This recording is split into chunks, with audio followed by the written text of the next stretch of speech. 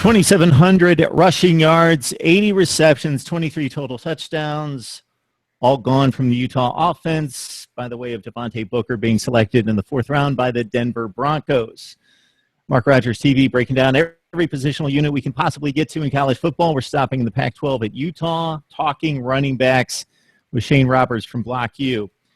So, Shane, Devontae Booker, can you kind of put into words for us what this loss means for the Utah offense? Oh, man, massive. I mean, he was a Heisman candidate going into the season, Doak Walker Award, semifinalist, if I remember right. The dude was just an absolute workhorse. You stated his yards, 2,700.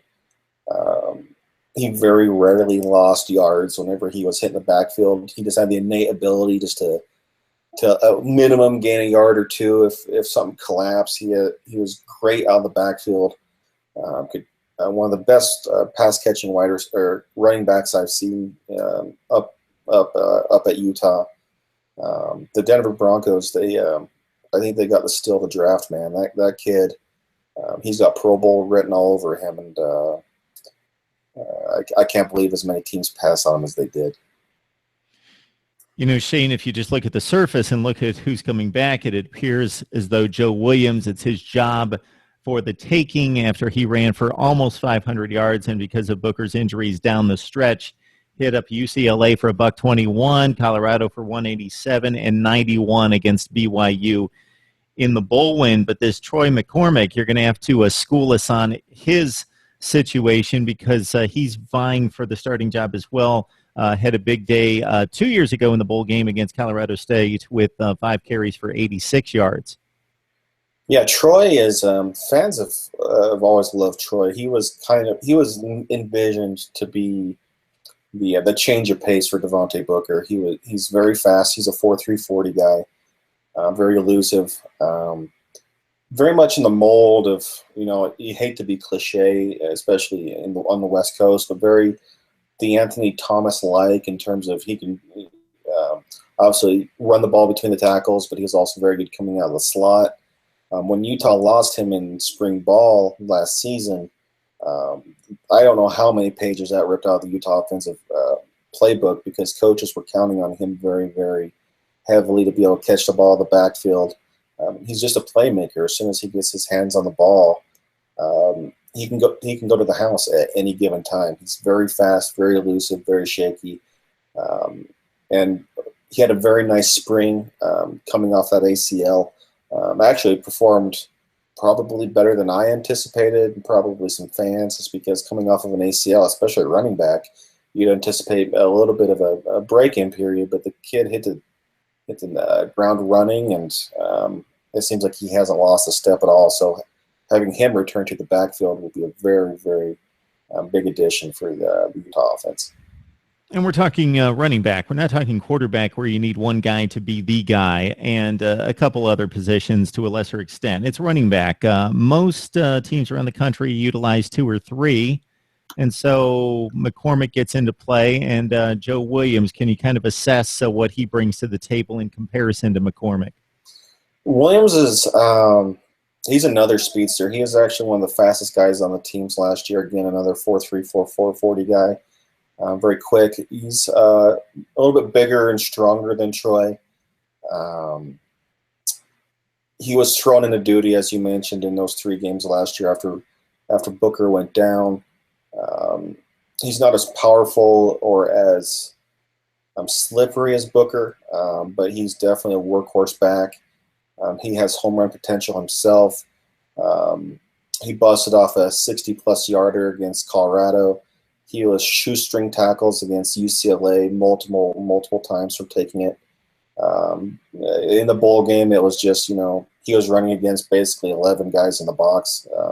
So those 91 yards were actually 91 strong yards that he went for. The nice thing with Joe and with Troy and obviously with a couple other backs, he's not going to have to really tote the ball 30, 35 times.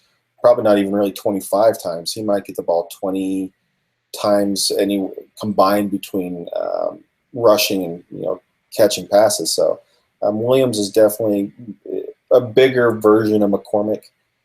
So very excited to have Joe back. He just has to fix some of his fumbling problems. He had some costly fumbles against UCLA. I believe he had one against Colorado, if I remember right. So as long as he gets that down, him and Troy right now have been listed as co-starters, but they're two very good running backs that can kind of lead the charge. So despite the loss of Booker, you've got two very talented guys that you just ran down for us. Then you got two guys, actually three guys who were ranked at their positions in the top 30 to 40 running backs in the country coming out of high school, the last two classes. But specifically, before we came on, you mentioned Zack Moss out of Hallandale Beach, Florida, 39th rated running back according to ESPN, and Marcel Manalo out of California. He may also vie for some playing time as well. Yeah, so Zack Moss, he's one of the three Hallandale kids we brought in. So Tyler Huntley was one, Zack Moss is two, and Damari Simpkins is a wide receiver. So kind of the triplets, if you will, of Hallandale High are coming to Utah. Zack Moss, he was actually a Miami commit for quite a while, and then he switched his commitment to Utah probably 3 or 4 months before signing day. And then Tennessee came after him hard. Tennessee was all over this kid. They were going full court press on him. They actually had him on campus, I want to say a week to 2 weeks before signing day. And he kind of subtly played the game that every recruit wants to play. Am I going? Am I not going? But there was without a doubt that he was coming to Utah because his two buddies are already up on campus. The kid, he's actually very Devontae Booker-like. He'll go through the tackles, very hard to bring down, very slippery. We're really excited to see what this kid has. He'll actually be getting on campus here in the next couple weeks as the team gets into summer conditioning. So he'll be here very soon. Marcel Manalo, he actually changed his name from Marcel Brooks Brown. He's actually kind of a Utah legacy kid. His, if I remember right, his cousin played for us back in the 2004 season, Marty Johnson. So all the Utah fans will remember that name on that Fiesta Bowl team. Marcel actually was on the team last year, as you said, rather highly recruited. He actually got shot during, it was either before the season or early on in the season last year. Him and his teammate actually got shot. So he actually missed a lot of the season due to a gunshot wound. And he's back strong, he's healthy, and he had a very, very good spring ball. Another hard runner, very hard to bring down. He performed very well. I actually think he surprised a lot of the coaches coming back from the injury he came back from, and was able to throw his name into the ring with a bunch of very talented running backs. So he's one that can probably get some run as well. So as we've talked about Booker, to open up the segment here, it's going to be replace Booker by committee, and they've definitely got talent to do so. You might see a couple of these guys on the field at any given time, one in the backfield, one in the slot, or two in the backfield, just depending on how Utah wants to run these guys. So there's definitely talent in the backfield, and with their offensive line Utah has, they should be able to run the ball very easily. And another Devante Henry Cole in play, most likely in 2017 and beyond. We talked about him before we came on.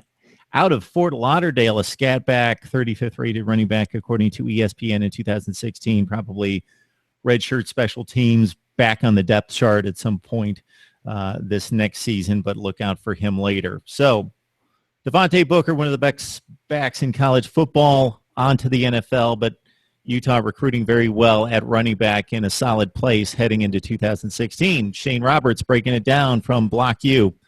Thanks a lot, Shane. Thanks, Mark.